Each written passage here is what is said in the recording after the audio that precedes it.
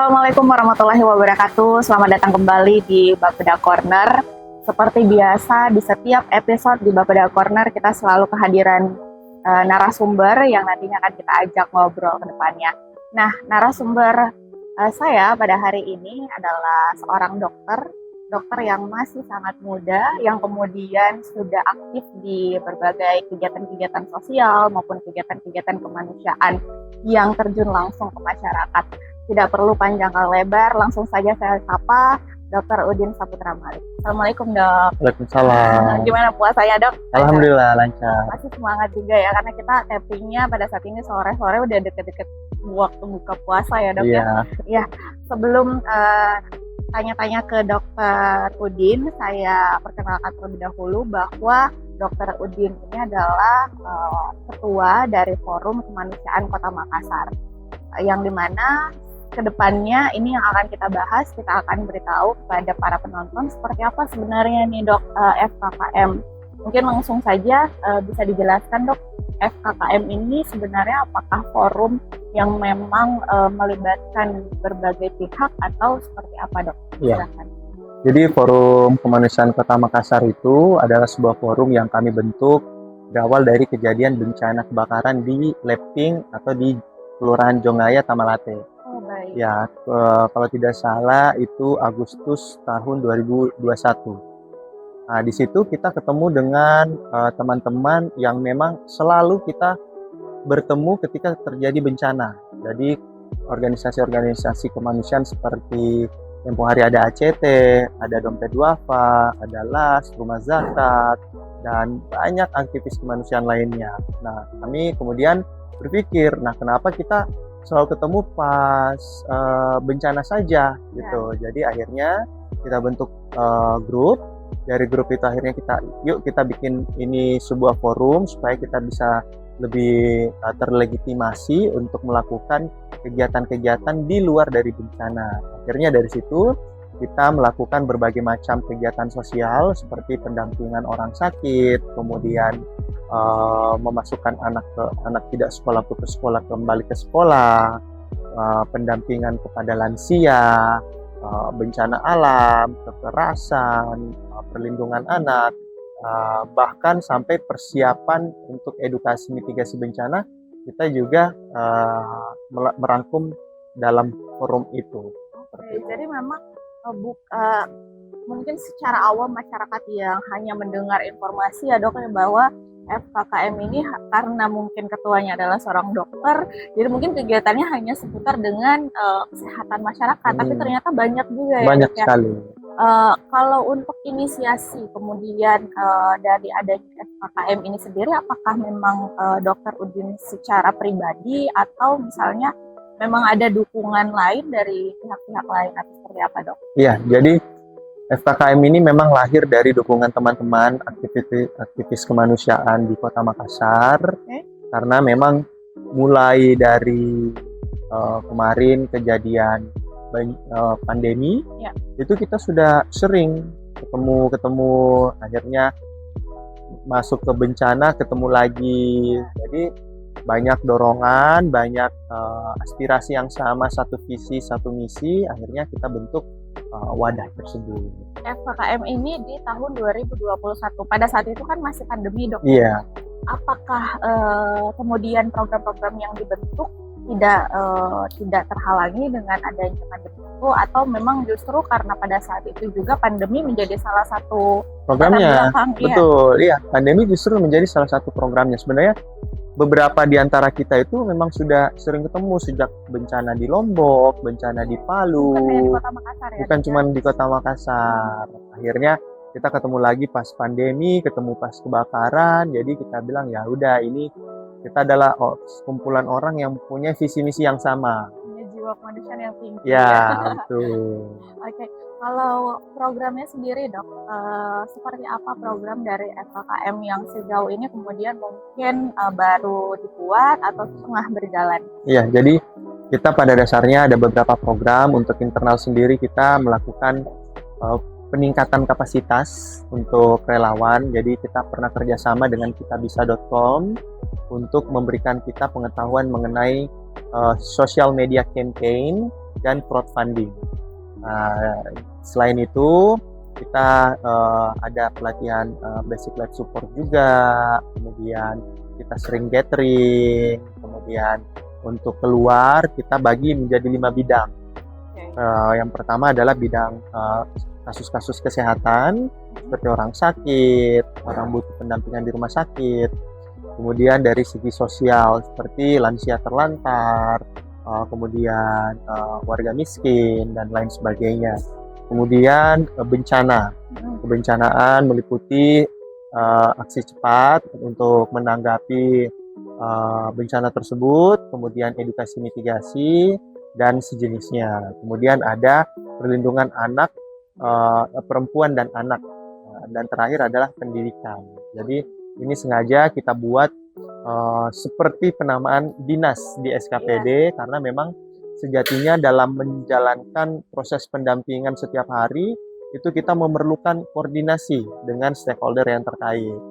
Jadi memang tetap ada koordinasi kolaborasi dengan OPD yang ada di Kota Makassar. Kalau boleh tahu FKKM ini sebenarnya secara berdirinya memang independen atau tetap masuk dalam ini? Jika pun masuk, apakah memang ada kerjasama dengan OPD-OPD tertentu untuk menjalankan program ini? Iya, jadi kita independen, kita dasar hukumnya adalah yayasan, di mana dalam yayasan itu kita ada pengurus inti dan ada anggota. Anggotanya ini bisa berupa organisasi, bisa juga berupa individual. Seperti itu. Sedangkan dengan SKPD itu kita lebih banyak kerjasama. Karena ini kolaborasi, bermitra. Karena seperti kita ketahui pemerintah Kota Makassar, terutama Pak Wali Kota dan Ibu Wakil Wali Kota juga sangat menggaungkan prinsip kolaborasi Pentahelix, dan kami menilai bahwa FKKM ini adalah salah satu mitra dari kolaborasi Pentahelix tersebut.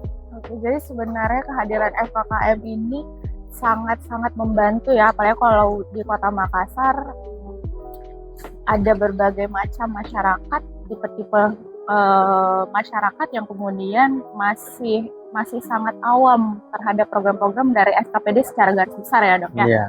Tapi kalau sejauh ini Dr. Udin dari 2021 yang kemudian sebenarnya sebelum-sebelumnya juga sudah turun lapangan langsung melihat kondisi masyarakat di Kota Makassar seperti apa dok semenjak aktif di FKKM ini? Iya, jadi untuk yang situasional seperti kejadian bencana itu kan memang kita tidak bisa prediksi, tapi Makassar ini termasuk daerah yang cukup rawan. Ada beberapa jenis bencana yang rawan. Yang pertama adalah kebakaran, yang kedua adalah bencana banjir, dan ketiga adalah angin puting beliung. Ketiga bencana ini memang perlu antisipasi, baik itu berupa relief responnya, respon cepatnya, maupun mitigasi penanggulangannya.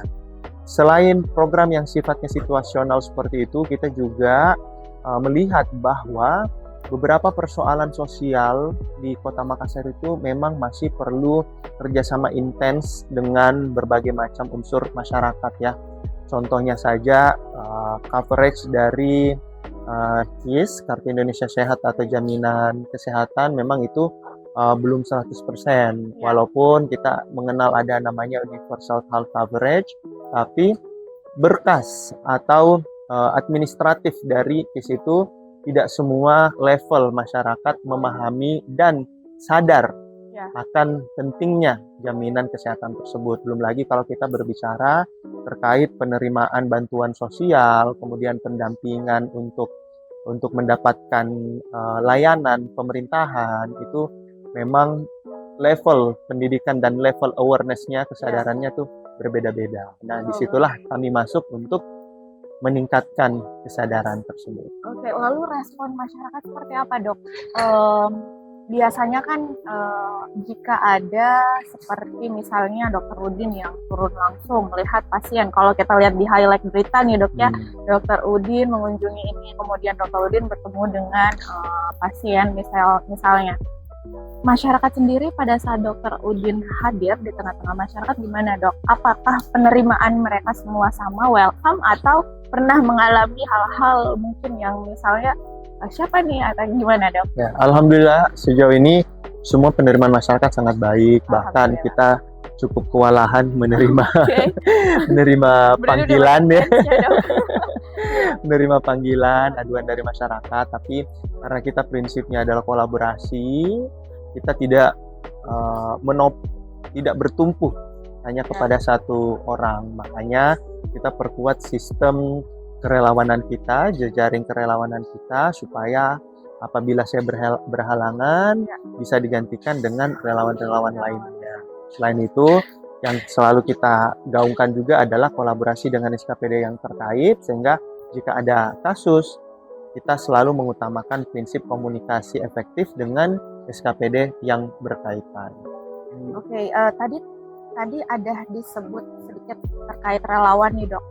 Kalau untuk relawan dari FKKM sendiri, apakah ada proses tertentu untuk meng-hire relawan-relawan ini, atau memang seperti namanya relawan, siapa saja yang mau bergabung bisa bergabung? Iya, ya, jadi namanya relawan, satu, kita kerja sukarela. Yang kedua, perekrutannya itu berbasis dari panggilan hati dulu.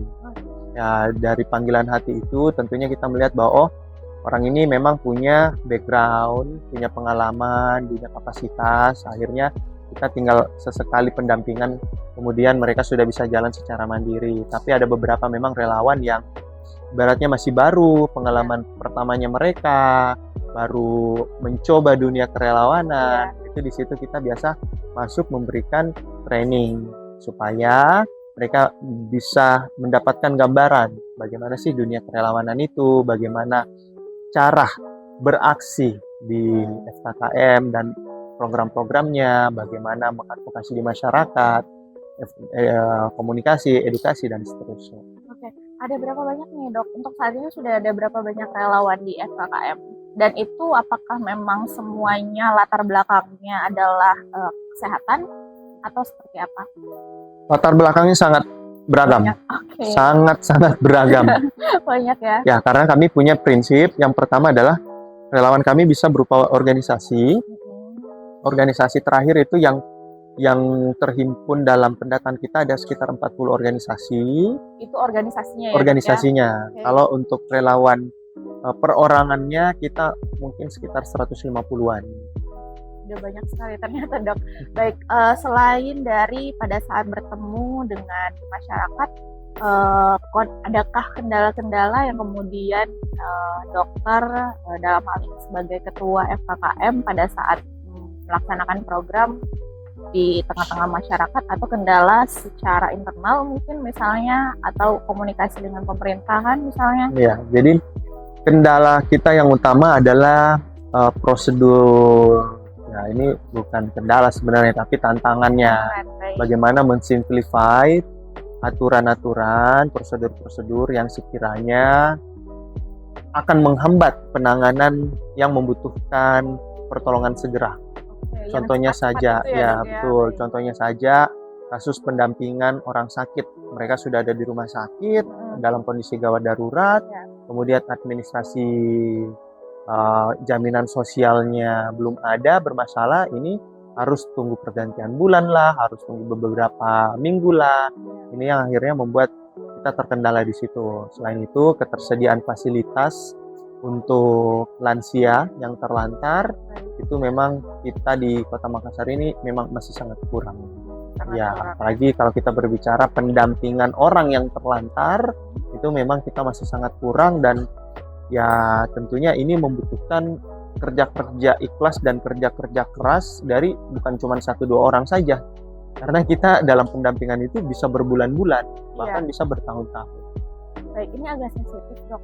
Sumber dana yang didapatkan dari FKKM sendiri pada saat menjalankan program, dari mana nih, Dok, kalau boleh tahu? Banyak kan kita dapat dari CSR, dari CSR. Sumbangan, baik itu perusahaan maupun perorangan. Baik. Ini kan sekarang lagi bulan Ramadan, Dok. Adakah kegiatan khusus kemudian yang dilakukan oleh FKKM sendiri yang bertemakan Ramadan di saat ini? Ya, kita ada beberapa program yang tentunya yang pertama adalah berbagi berkah ya. Kami punya beberapa organisasi yang memang program Ramadannya itu berbagi antara lain sembako, buka puasa, ataupun THR. Oke, berarti nanti ada THR. THR dalam kurung ya. Ya. Selain itu kita juga masih melakukan sosialisasi dari beberapa program kita. Salah satunya program dokter kita. Oke, Ya, dokter kita ini adalah singkatan dari dokter keliling bertanya. Oh, ternyata dokter kita itu ada kepanjangannya. Iya. Dokter keliling bertanya. Dokter kita ini dari yang saya baca pun juga menjadi salah satu program utama ya dari MKKM sendiri. Seperti apa sebenarnya model dari dokter kita ini, Dok? Apakah dokter kita ini tipe program yang kemudian hanya bersifat menjawab misalnya, atau misalnya ada action-action tertentu yang kemudian dilakukan dalam program kita, dokter kita ini? Jadi dokter kita ini adalah program yang terinspirasi dari kisah nyata. Iya. Inspirasi dari kisah nyata. Iya, jadi kita pernah ada pendampingan ke seorang lansia di Kecamatan Manggala. Ketika datang, saya lihat nenek ini menderita glaukoma.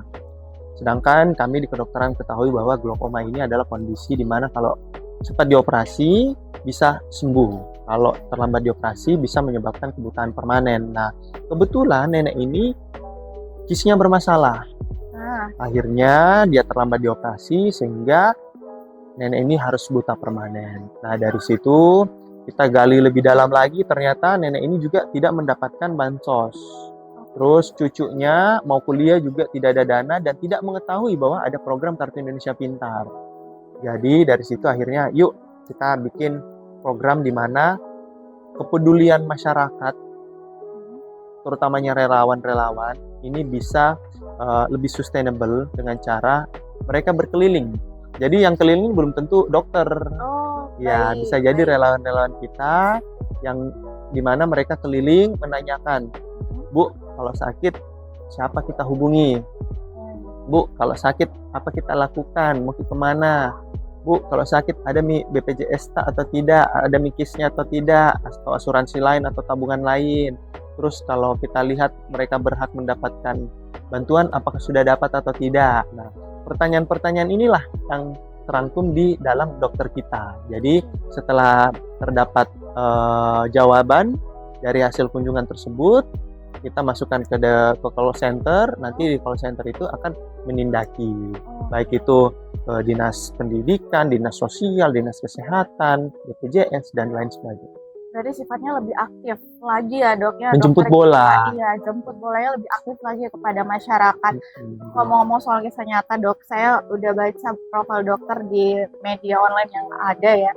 Dokter Udin juga ini salah satu dokter yang turun tangan pada saat ada gempa di Palu. Kemudian ada seorang ibu yang melahirkan anak kembar, Dok ya. Bener ya? Yeah. Wah, itu luar biasa sih, Dok. Terakhir, Dok, harapan mungkin untuk warga Kota Makassar dalam hal bagaimana mendukung program-program dari MKKM sendiri, atau mungkin ada harapan khusus yang mau disampaikan, silahkan. Ya, kami tentunya berharap kepada seluruh orang baik di Kota Makassar ini untuk selalu bersedekah dalam bentuk kepedulian sesama warganya, sesama tetangganya, sesama teman dan sanak keluarganya, supaya bisa tercipta sebuah jejaring kepedulian sosial, di mana jejaring inilah nanti yang akan memperkuat kita sebagai masyarakat. Ayo kita peduli terhadap sekitar kita, ayo kita melihat apakah mereka sudah mendapatkan hak mereka atau belum, apakah mereka sudah mendapatkan perlindungan atau belum, karena kita ketahui bahwa kesakitan, musibah itu bisa datang kapan saja dan bisa menimpa siapa saja, tetapi khusus masyarakat yang kurang mampu, musibah tersebut akan menjadi beban yang sangat berat bagi mereka. Oleh karena itu mari kita bantu mereka meningkatkan kesadaran dan meningkatkan akses untuk membantu kepengurusan administrasi, jaminan-jaminan dan bantuan-bantuan sosial tersebut. Bagi warga Kota Makassar yang mau terlibat dalam program dokter kita bisa mengunjungi Instagram saya di Dr. Dr. Malik atau di Instagram Forum Kemanusiaan Kota Makassar, Forum Kemanusiaan Makassar.